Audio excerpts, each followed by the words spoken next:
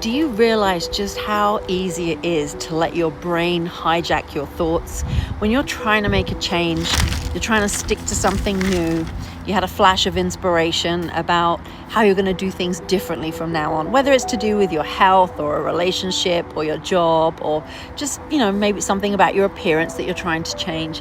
And it's all great in the moment, because we have willpower, right? Willpower is when we're all excited and inspired. Maybe we just watched a great podcast or read a book or, saw someone and thought, wow, they look amazing. I want to look like that too. And we just got this burst of inspiration. And then all of a sudden, out of nowhere, something else happens that's out of your control. And immediately you are telling yourself that your life is crap, that, this always happens to me. This is when you need to catch yourself. The work is not in willpower of sticking to something you said you were going to do. The work comes in shutting down the stories that come up to interrupt that train of thought.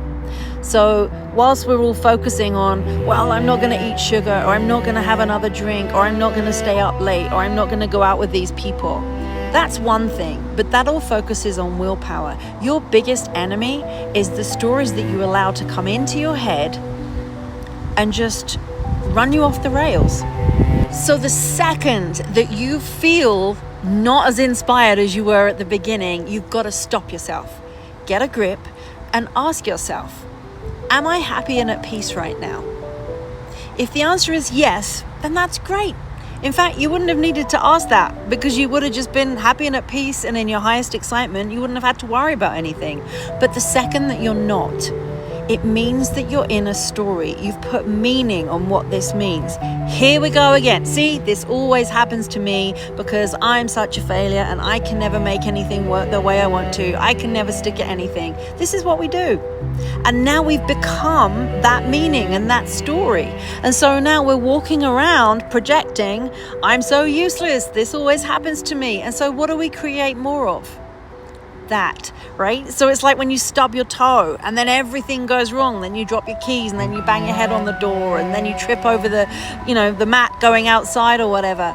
Once you're in that frame of mind where nothing works for me and everything is crap, well, then you're just going to play that out. That's exactly what it's going to be. So you've got to stop yourself.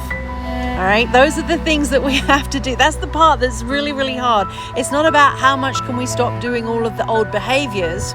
We just got to focus on the new ones regardless. And when the obstacles come up, we have to stop and ask ourselves, like, am I happy and at peace? Can I be with this?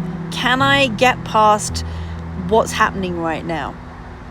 Can I mind this? Can I be okay with this?